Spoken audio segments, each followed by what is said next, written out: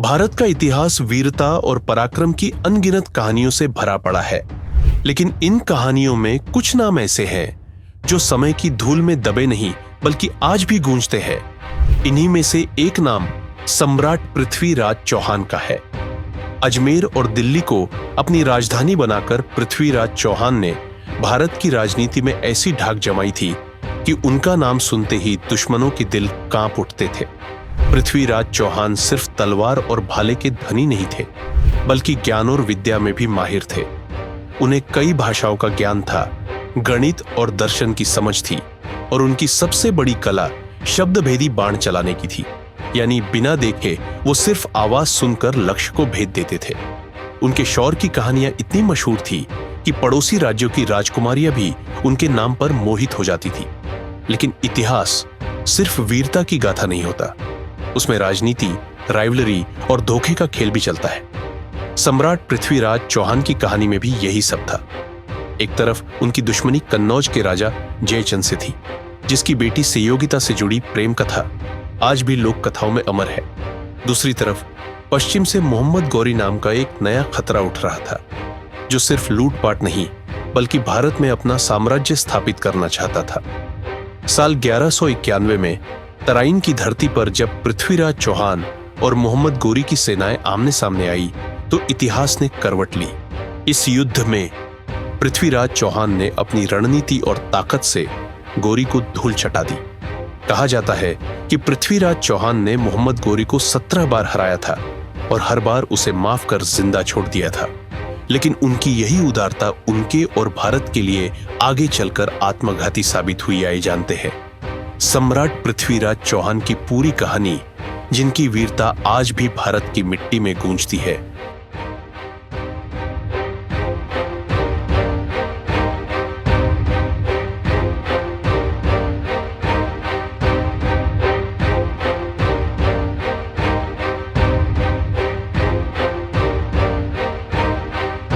चौहान वंश की जड़ें जयपुर के पास सांबर और आमेर से जुड़ी हुई थी।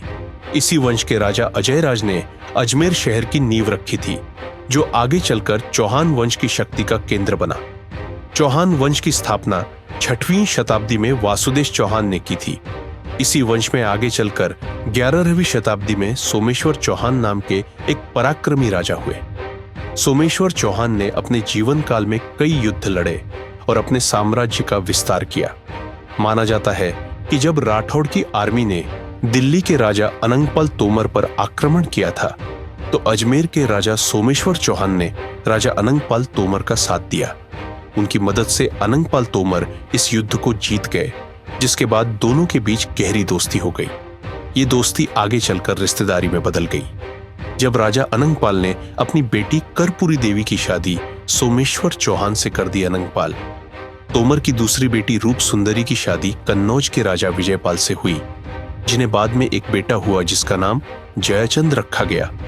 1166 में सोमेश्वर चौहान और कर्पूरी देवी के घर भी एक बालक का जन्म हुआ। उस बच्चे के जन्म को चौहान वंश के लिए एक शुभ संकेत माना गया और ज्योतिषाचार्य ने भविष्यवाणी की कि यह लड़का बड़ा होकर एक महान शासक बनेगा और पृथ्वी के बड़े हिस्से पर राज्य करेगा। इसी भविष्यवाणी को ध्यान में रखते हुए उस बच्चे का नाम पृथ्वीराज रखा गया। पृथ्वीराज के जन्म से पहले भी इस वंश में पृथ्वीराज नाम से 2 राजा हो चुके थे, इसलिए ये वास्तव में पृथ्वीराज 3 थे। उन्हें राय पिथोरा नाम से भी जाना गया। पृथ्वीराज का बचपन किसी साधारण राजकुमार की तरह नहीं था। कहते हैं कि पूत के पांव पालने में ही दिख जाते हैं। ठीक उसी तरह बचपन से ही उनकी असाधारण प्रतिभा झलकने लगी थी। पृथ्वीराज चौहान को बहुत सारी भाषाओं गहरा ज्ञान था और वो history, mathematics, medicine, military, science और फिलॉसफी जैसे सब्जेक्ट्स में भी माहिर थे। उनकी सबसे खास कला शब्दभेदी बाण चलाना थी। इसमें वो अपनी आंखें बंद करके केवल आवाज सुनकर लक्ष्य को भेद सकते थे।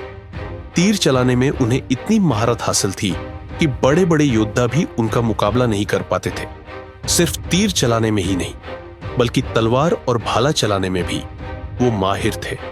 उनकी ताकत और निडरता का एक उदाहरण युवावस्था की एक घटना में मिलता है। कहते हैं कि युवावस्था में एक बार वो अपने दोस्तों के साथ जंगल में शिकार पर गए थे। इसी दौरान एक खूंखार शेर ने उन पर आक्रमण कर दिया। शेर को देखकर उनके साथी घबरा गए और पीछे हट गए, लेकिन युवा पृथ्वीराज निडरता से वहीं खड़े रहे। उनके पास कोई हथियार भी नहीं था। जैसे ही शेर उन पर झपटा, पृथ्वीराज ने बिजली की तेजी से उसकी गर्दन पकड़ ली और पूरी ताकत से उसके जबड्डे को दोनों तरफ से खींच दिया। उनकी अपार शक्ति के आगे शेर टिक नहीं पाया और उसका जबड्डा टूट गया और शेर वहीं पर ढेर हो गया। यह घटना सिर्फ एक शिकार की नहीं थी, बल्कि कि इस बात का प्रमाण थी कि पृथ्वीराज चौहान बचपन से ही निडर, ताकतवर और चालक थे। लेकिन किस्मत का इम्तिहान जल्दी ही आना था। जब वो सिर्फ 11 साल के थे, तभी उनके पिता का निधन हो गया। अचानक पूरे राज की जिम्मेदारी युवा पृथ्वीराज चौहान के कंधों पर आ गई और सोमेश्वर चौहान के उत्तराधिकारी के रूप में उन्हें अजमेर का राज सिंहासन संभालना पड़ा। ये बहुत नाजुक समय था, क्योंकि उनकी कम उम्र का फायदा उठाकर उनके अपने फेरेट्रीज और सरदारों ने विद्रोह करना शुरू कर दिया और राज्य के हिस्सों को हड़पने की कोशिश करने लगे। इस संकट की घड़ी में उनकी मां रानी कर्पूरी देवी ने राज सत्ता की बागडोर संभाली। महारानी के रूप में उन्होंने कंडप वासा जैसे भरोसेमंद मंत्री की मदद से राज को स्थिरता दी। हालांकि हम्मीर महाकाव्य के अनुसार ऐसा माना जाता है कि पृथ्वीराज चौहान के पिता सोमेश्वर चौहान की मृत्यु उस समय नहीं हुई थी, बल्कि उन्होंने खुद सिंहासन अपने बेटे पृथ्वीराज चौहान को सौंप दिया था और खुद संन्यास लेकर जंगलों में चले गए थे। इसके बाद अपनी मां रानी कर्पूरी देवी की देखरेख में युवा पृथ्वीराज चौहान ने शासन की बारीकियों को सीखा। वो जल्दी शासन और सत्ता के बारीकियों को समझने में माहिर हो गए। दरबार के लोग और राज्य की जनता उनकी तारीफ करते नहीं थकती थी, लेकिन मां के आंचल में बैठकर राज नहीं चल सकता था। इसलिए जिस उम्र में बच्चे खेलने में व्यस्त रहते हैं, उस उम्र में उन्होंने पूरे राज का भार अपने कंधों पर उठा लिया। साल 1180 में सिर्फ 14 साल की उम्र में उन्होंने पूरी तरह से सत्ता अपने हाथों में ले ली और एक स्वतंत्र शासक के रूप में राज करने लगे। यही से शुरू हुई इस वीर योद्धा की यात्रा, जिसका नाम आगे चलकर दिल्ली के तख्त से लेकर तराइन के मैदान तक गूंजने वाला था। पृथ्वीराज चौहान के सत्ता संभालते समय यह साफ हो गया था कि उनके सामने सबसे बड़ी चुनौती बाहरी आक्रमणकारी नहीं, बल्कि उनके अपने ही लोग थे। उनके सगे संबंधी उनकी कम उम्र का फायदा उठाकर विद्रोह कर रहे थे और राज के हिस्सों को हड़पने की कोशिश कर रहे थे। यह घटना बताती है कि 12वीं सेंचुरी में भारत का सामंतवादी व्यवस्था कितना कमजोर और अस्थिर था। जब सत्ता में कोई ताकतवर राजा नहीं होता था, तो लोकल सरदारों की वफादारी राजा के बजाय अपने व्यक्तिगत तरक्की की तरफ मुड़ जाती थी। राज अभिषेक के करीब 3 साल बाद युवा पृथ्वीराज चौहान ने अपनी माता रानी कर्पूरी देवी के संरक्षण से बाहर निकलकर एक ताकतवर राजा के रूप में अपनी पहचान बनानी शुरू की। उनका पहला और सबसे से जरूरी काम नागार्जुन के विद्रोह को कुचना था। नागार्जुन पृथ्वीराज चौहान के चाचा विग्रहराज फोर्थ का बेटा था। उसने पृथ्वीराज चौहान की कम उम्र का फायदा उठाते हुए सिंहासन पर अपना दावा पेश कर दिया और गोरपुरा, जो आज का आज गुरुग्राम के नाम से जाना जाता है, उसका किला हथिया लिया। यह केवल एक विद्रोह नहीं, बल्कि चौहान राजवंश के भीतर पावर को लेकर सीधा संघर्ष था। पृथ्वीराज चौहान ने पैदल, गुड्डा सवार, ऊंट और हाथी वाली एक बड़ी सेना लेकर गोरपुरा को घेर लिया और नागार्जुन को युद्ध में हराकर किला और उसके आसपास का इलाका वापस अपने कंट्रोल में ले लिया। पृथ्वीराज विजय महाकाव्य के अनुसार उन्होंने नागार्जुन के कई सैनिकों को पकड़कर उनके सिर काटकर अजमेर के किले की दीवारों पर लटका दिए। हालांकि नागार्जुन बचकर भाग निकला, लेकिन यह जीत पृथ्वीराज चौहान की सत्ता को चुनौती देने वालों के लिए एक कड़ी चेतावनी थी कि भले ही राजा कम उम्र का हो, उसकी सत्ता को चुनौती देना आत्मघाती होगा। इस सफलता के बाद पृथ्वीराज चौहान ने केवल अपने राज्य की सुरक्षा ही नहीं की, बल्कि एक महान साम्राज्य की स्थापना करना भी शुरू कर दिया। इसके बाद 1182 में पृथ्वीराज चौहान ने भदानकाश के विद्रोह को खत्म किया, जो आज के हरियाणा के भिवानी, रेवाड़ी और राजस्थान के अलवर तक फैली हुई थी। भदानकाश के खिलाफ ये जीत उनके लिए इसलिए भी महत्वपूर्ण थी क्योंकि भदानकाश का क्षेत्र दिल्ली के रास्ते में पड़ती थी, जिसको को लगभग 1150 से 1164 के दौरान पृथ्वीराज चौहान के चाचा विग्रहराज फोर्थ ने जीत लिया था। इसलिए जब पृथ्वीराज चौहान ने गद्दी संभाली थी तब दिल्ली पहले से ही उनके साम्राज्य का हिस्सा था। दिल्ली एक बहुत बड़ा व्यापार क्षेत्र और भौगोलिक रूप से बहुत ही महत्वपूर्ण था और इसलिए इस जीत के बाद पृथ्वीराज चौहान ने दिल्ली को अपनी दूसरी राजधानी बना लिया, जिसके बाद उत्तर भारत में उनकी पोजीशन और भी मजबूत हो गई। उन्होंने दिल्ली में किला राय पिथौरा भी बनवाया, जो उनकी इस कैपिटल के लिए काफी महत्वपूर्ण जगह बनी। इन शुरुआती विजय के बाद पृथ्वीराज चौहान की सेना ने कई दिशाओं में विजय अभियान चला है। उनका साम्राज्य तेजी से फैला और जल्द ही इसमें राजस्थान के ज्यादातर हिस्से, पश्चिमी उत्तर प्रदेश, नदन मध्य प्रदेश और सदन पंजाब शामिल हो गए। इस विशाल साम्राज्य ने उनकी प्रतिष्ठा को दूर दूर तक फैला दिया और उन्हें उस समय का सबसे शक्तिशाली भारतीय शासक बना दिया। उनके युद्ध अभियान में सबसे प्रसिद्ध और खून खराबे वाला युद्ध 1182 में चंदेल राजा परमर्दी देव चंदेल के खिलाफ महोबा में लड़ा गया। इसकी वजह यह थी कि चंदेल सैनिकों ने पृथ्वीराज चौहान की सेना के कुछ घायल और थके हुए सैनिकों पर हमला कर दिया था, क्योंकि वो बिना परमिशन के उनके इलाके में ठहर गए थे। इस घटना से नाराज होकर पृथ्वीराज ने महोबा पर एक विशाल सेना के साथ आक्रमण कर दिया। ये युद्ध भारतीय लोक कथाओं और इतिहास में चंदेल के दो महान सेनापति आल्हा और उदल की अद्भुत वीरता के लिए अमर हो गया। दोनों भाइयों ने अपनी मातृभूमि की रक्षा के लिए पृथ्वीराज की सेना को कड़ी टक्कर दी और अपार साहस का प्रदर्शन किया। कहते हैं कि इसी युद्ध में उदल की मौत हो गई थी, जिससे गुस्साए आल्हा ने पूरी ताकत के साथ पृथ्वीराज की सेना पर भयंकर हमला कर दिया। आल्हा के सामने उस समय जो भी आया वो मारा गया, लेकिन आखिर में इस युद्ध में चंदेलों की हार हुई। पृथ्वीराज ने महोबा पर विजय प्राप्त की और परमर्दी देव को भागना पड़ा। ये पृथ्वीराज चौहान के साम्राज्य के विस्तार के लिए एक बड़ी जीत थी। हालांकि ये जीत आसानी से नहीं मिली थी। इस युद्ध में पृथ्वीराज को भी भारी नुकसान हुआ था और इसमें उनकी सेना के कई बहादुर सैनिक मारे गए थे। इसी दौरान पृथ्वीराज की एक और ताकतवर राजवंश से राजनीतिक दुश्मनी खुलकर सामने आ गई। ये दुश्मनी कन्नौज के गढ़वाल राजा जयचंद के साथ थी। दोनों ही राजा अपने अपने साम्राज्य को दूर दूर तक फैलाना चाहते थे, इसलिए उनके बीच राइवलरी थी। हालांकि ऐसा भी माना जाता है कि जयचंद दिल्ली की गद्दी पर अपना धिक्कार मानते थे, क्योंकि दिल्ली पर कभी जयचंद के नाना अनंगपाल तोमर का राज था, जिसे चौहानों ने छीन लिया था।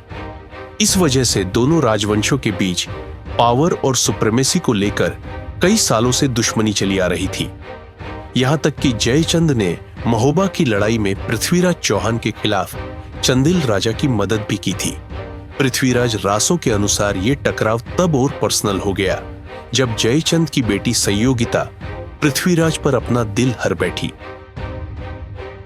कहते हैं कि संयोगिता पृथ्वीराज की बहादुरी और शौर्य के किस्से सुन सुनकर उनसे प्रेम करने लगी थी और राजकुमारी ने मन बना लिया था कि वो सिर्फ पृथ्वीराज से शादी करेगी। जब ये बात जयचंद तक पहुंची तो वो आग बबूला हो गए। पृथ्वीराज से उनकी पुरानी दुश्मनी थी और वे इस रिश्ते को लेकर खुश नहीं थे। जयचंद ने राजकुमारी संयोगिता को इस रिश्ते के लिए साफ माना कर दिया। जयचंद ने अपनी बेटी के इस प्रेम को अपनी और अपने राज्य की अपमान के रूप में देखा। इसी अपमान का बदला लेने के लिए जयचंद ने एक चाल चली और एक भव्य स्वयंवर का आयोजन किया। स्वयंवर प्राचीन भारत की एक प्रथा थी, जिसमें शादी के योग्य राजकुमारी के लिए कई वर एक सभा में इकट्ठे होते थे और राजकुमारी अपनी पसंद से उनमें से किसी एक को चुनती थी। जयचंद ने भारत के सभी प्रमुख राजा और राजकुमारों को इनवाइट किया, लेकिन जानबूझकर अपने सबसे बड़े दुश्मन पृथ्वीराज को नहीं बुलाया। इतना ही नहीं, जयचंद ने पृथ्वीराज का और भी अपमान करने के लिए उनकी एक स्टैचू बनवाई और उसे दरबार के मेन गेट पर एक द्वारपाल की जगह पर खड़ा कर दिया। किसी तरह इस बात की भनक पृथ्वीराज चौहान को लग जाती है। जब स्वयंवर का दिन आया तो सभी राजा अपनी जगह पर बैठ गए, लेकिन संयोगिता ने किसी को भी नहीं चुना। संयोगिता सब राजाओं को नजरअंदाज करती हुई सीधी पृथ्वीराज चौहान की मूर्ति के पास गई और माला उस मूर्ति के गले में डाल दी। ठीक उसी मोमेंट पर पृथ्वीराज चौहान, जो अपने कुछ सैनिकों के साथ गुप्त रूप से वहां मौजूद थे, वो सामने आए और उन्होंने सबकी आंखों के सामने संयोगिता को अपने घोड़े पर बिठाया और कन्नौज से दिल्ली की ओर निकल गए। रास्ते में जयचंद की सेना ने उनका पीछा किया, लेकिन पृथ्वीराज संयोगिता को सुरक्षित दिल्ली ले जाने में सफल रहे और उन्होंने उनसे शादी कर ली। हालांकि संयोगिता और पृथ्वीराज की ये प्रेम कहानी सिर्फ पृथ्वीराज रासों में ही देखने को मिलती है और कई इतिहासकार इस घटना को काल्पनिक मानते हैं। लेकिन इतना तो तय है कि पृथ्वीराज और जयचंद के रिश्ते कभी अच्छे नहीं रहे। ये टकराव इतना गहरा था कि जब भारत पर विदेशी आक्रमणकारी का खतरा मंडरा रहा था, तब भी ये दोनों राजा एक दूसरे का साथ देने को तैयार नहीं हुए। इसके अलावा महोबा का युद्ध जीतने के बाद पृथ्वीराज ने एक शक्तिशाली पड़ोसी को अपना परमानेंट दुश्मन बना लिया था। इसका नतीजा यह हुआ कि आपसी दुश्मनी के कारण कभी एक ऐसा शक्तिशाली गठबंधन नहीं बन पाया जो विदेशी शक्तियों को भारत की धरती पर कदम रखने से रोक पाता, और यही दुश्मनी आगे चलकर भारतीय इतिहास की दिशा को हमेशा के लिए बदलने वाली थी।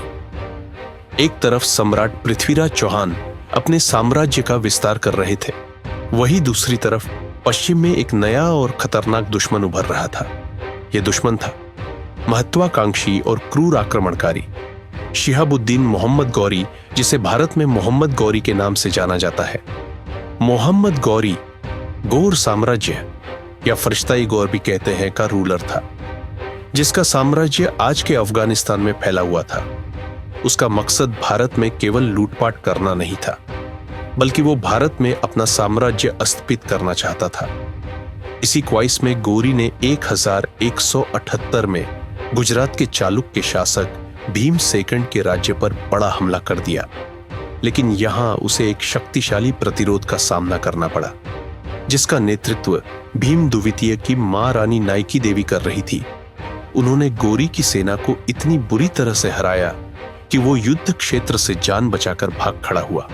ये गौरी के लिए एक बड़ी हार थी, जिसने उसे अपनी रणनीति बदलने पर मजबूर कर दिया।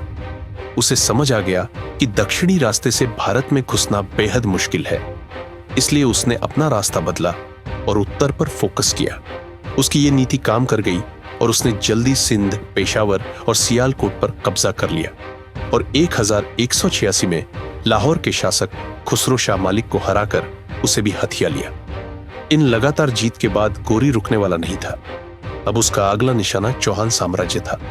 1191 में उसने अचानक हमला करके तबार हिंद यानी आज के भटिंडा के किले को अपने कब्जे में ले लिया और उसे अपने सेनापति इदारा सोईकांदर में उसने अचानक हमला करके तबार हिंद यानी आज के भटिंडा के किले को अपने कब्जे में ले लिया और उसे अपने सेनापति जियाउद्दीन और 1200 घुड़सवारों के हवाले कर दिया।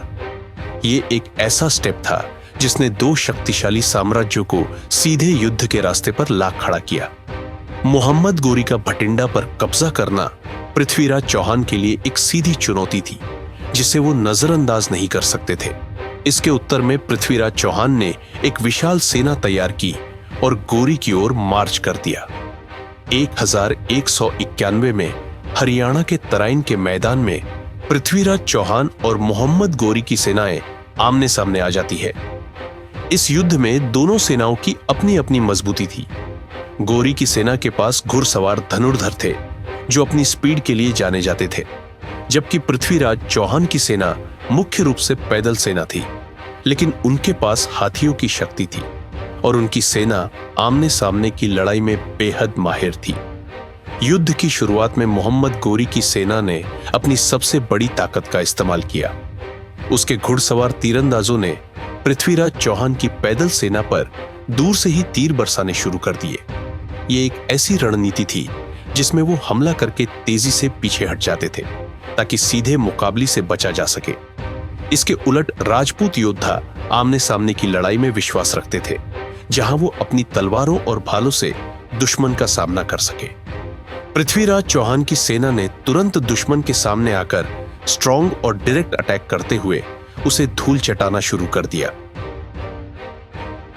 पृथ्वीराज चौहान की अचानक हमले ने गौरी की सेना को चौंका दिया। इसके अलावा पृथ्वीराज चौहान की सेना के विशालकाय हाथी भी दुश्मन की सेना पर कहर बनकर टूट पड़े और उनकी पंक्तियां तोड़ डाली, जिससे विरोधी खेमे में भगदड़ मच गई।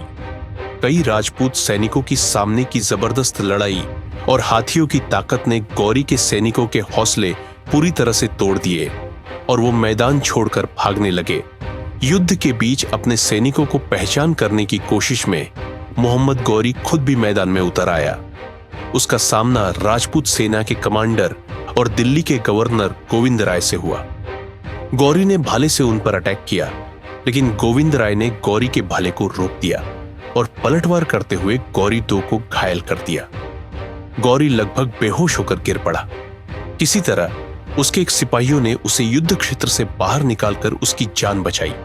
अपने कमांडर को पीछे हटते देख गौरी के सेना का मनोबल पूरी तरह टूट गया और बचे खुचे सैनिक भी मैदान छोड़कर भाग गए। पृथ्वीराज की सेना ने वापस तबार हिंद फोर्ट को कैप्चर कर लिया, लेकिन इस जीत के बाद पृथ्वीराज ने एक ऐसी रणनीतिक भूल की जिसकी कीमत आगे चलकर उन्हें और पूरे भारत को चुकानी पड़ी। उन्होंने भागते हुए दुश्मन का पीछा नहीं किया और मोहम्मद गौरी को जीवन दान दे दिया।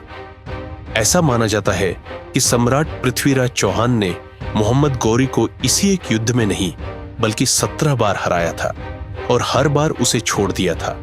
यह राजपूतों की नैतिकता और उदारता का प्रतीक था। वो भागते हुए दुश्मन पर वार नहीं करते थे।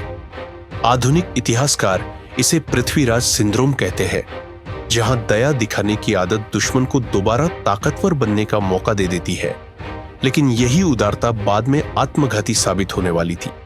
पृथ्वीराज चौहान से बार बार हार मिलने के बाद मोहम्मद गौरी अपमानित होकर वापस गजनी लौट गया था। वहां उसने अपनी फोर्स के उन कैप्टन और कमांडर्स को पब्लिकली बेइज्जत किया जिन्होंने युद्ध में कायरता दिखाई थी। गौरी ने कसम खाई कि जब तक वह अपनी हार का बदला नहीं लेगा तब तक अपनी अय्याशी भरी जिंदगी से दूर रहेगा। इसी संकल्प के साथ उसने अपनी सेना को फिर से संगठित किया। इस बार उसने अनुशासन, गतिशीलता और युद्ध कौशल पर ज्यादा से ज्यादा जोर दिया। पूरी तैयारी करने के बाद 1192 में उसने फिर से भटिंडा पर कब्जा कर लिया, जिसे सिर्फ 1 महीने पहले ही चौहानों ने वापस हासिल किया था। इस खबर से पृथ्वीराज चौहान गुस्से से भर उठे।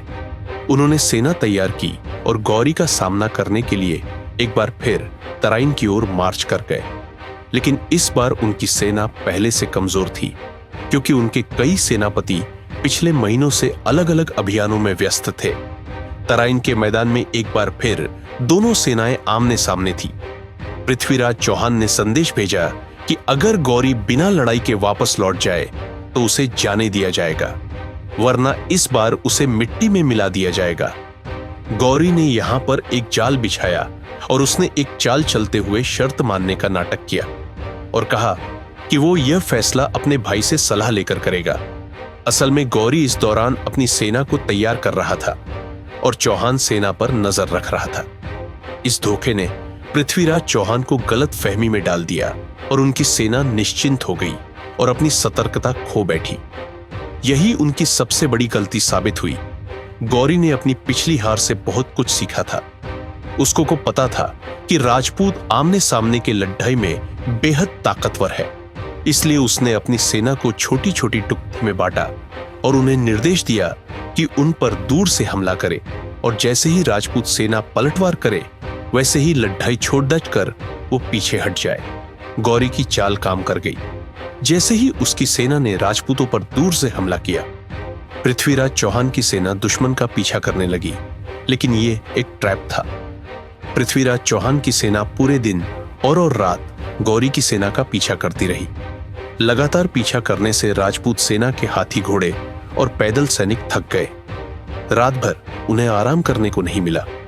जब अगली सुबह राजपूत सेना अपने दिनचर्या में व्यस्त थी और इधर उधर बिखरी पड़ी थी, तब गौरी की सेना ने उन पर अचानक निर्णायक हमला कर दिया। इस धोखेबाजी और पृथ्वीराज चौहान की सेना के थकन का फायदा उठा। कार गौरी की सेना पर जो अटैक हुआ उसके सामने राजपूत सेना टिक नहीं पाई और सम्राट पृथ्वीराज चौहान की इस युद्ध में हार हुई और उन्हें कैद कर लिया गया। इस तरह तराइन का दूसरा युद्ध गौरी की निर्णायक जीत के साथ खत्म हो गया। यह हार पृथ्वीराज चौहान की वीरता की कमी के कारण नहीं, बल्कि उनकी रणनीतिक चूक और दुश्मन को कम समझने के कारण हुई।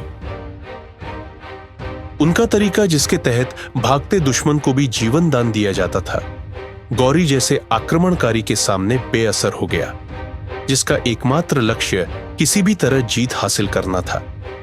इस हार ने भारत में मुस्लिम शासन की स्थापना का रास्ता खोल दिया और भारतीय इतिहास की दिशा हमेशा के लिए बदल दी। ऐसा माना जाता है कि कन्नौज के राजा जयचंद ने इस युद्ध में मोहम्मद गौरी का गुप्त रूप से साथ दिया था। यही कारण है कि बाद की लोक कथाओं में जयचंद नाम गद्दार का पर्यायवाची बन गया। हालांकि कई इतिहासकार इस कहानी को झूठा मानते हैं। उनके अनुसार जयचंद ने भले ही पृथ्वीराज का साथ ना दिया हो, लेकिन वो गौरी के साथ भी नहीं था। हालांकि आगे चलकर मोहम्मद गौरी ने जयचंद को भी हराया और उनकी हत्या कर दी। सेकेंड बैटल ऑफ तराइन में हार के बाद सम्राट पृथ्वीराज चौहान का अंत कैसे हुआ, यह आज भी इतिहासकारों के बीच विवाद का विषय है।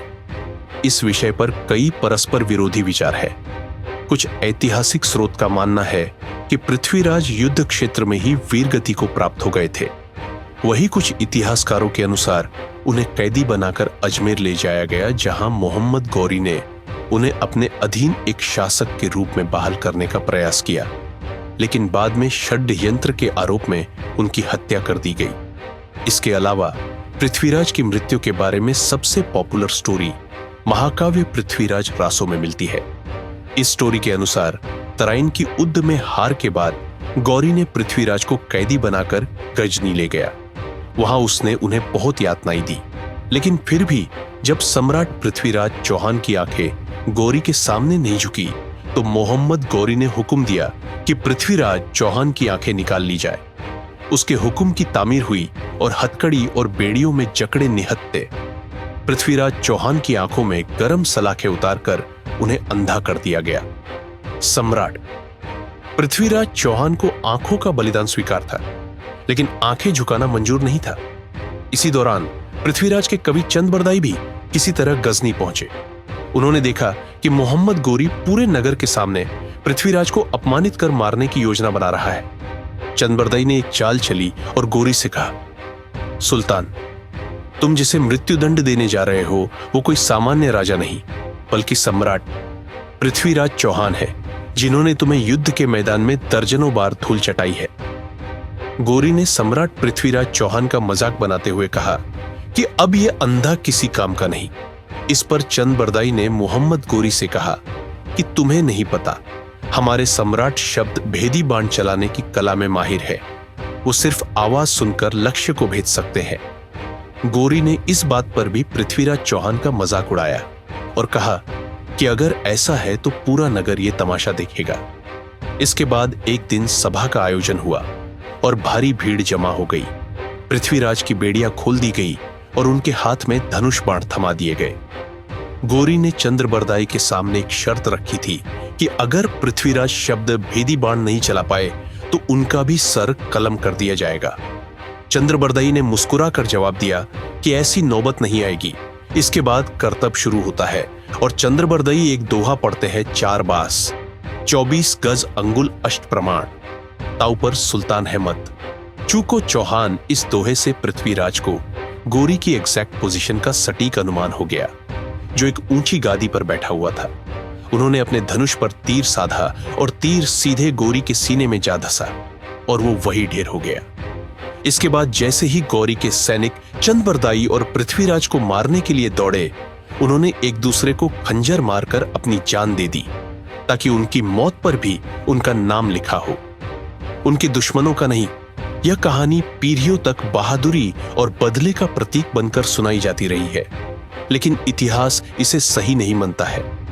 यहां तक कि पृथ्वीराज रासो की विश्वसनीयता को लेकर भी काफी सवाल उठते हैं और माना जाता है कि पृथ्वीराज रासो को पृथ्वीराज चौहान के समय से करीब 400 साल बाद 16वीं सेंचुरी में लिखा गया था। इसके अलावा ऐतिहासिक साक्ष्य के हिसाब से मोहम्मद गोरी की हत्या साल 1206 में हुई थी, जबकि पृथ्वीराज की मृत्यु 1192 में ही हो गई थी। इस कारण बहुत से इतिहासकार पृथ्वीराज चौहान के अंत की इस कहानी को काल्पनिक मानते हैं। पृथ्वीराज चौहान की मौत के बाद उनका साम्राज्य, जिसमें अजमेर, दिल्ली, राजस्थान के हिस्से शामिल थे, वो गौरी की सेना के कंट्रोल में आ गए। दिल्ली मोहम्मद गौरी की सेनापति कुतुबुद्दीन ऐबक के कंट्रोल में आई, जिसके नाम पर आज भी दिल्ली में कुतुब मीनार है।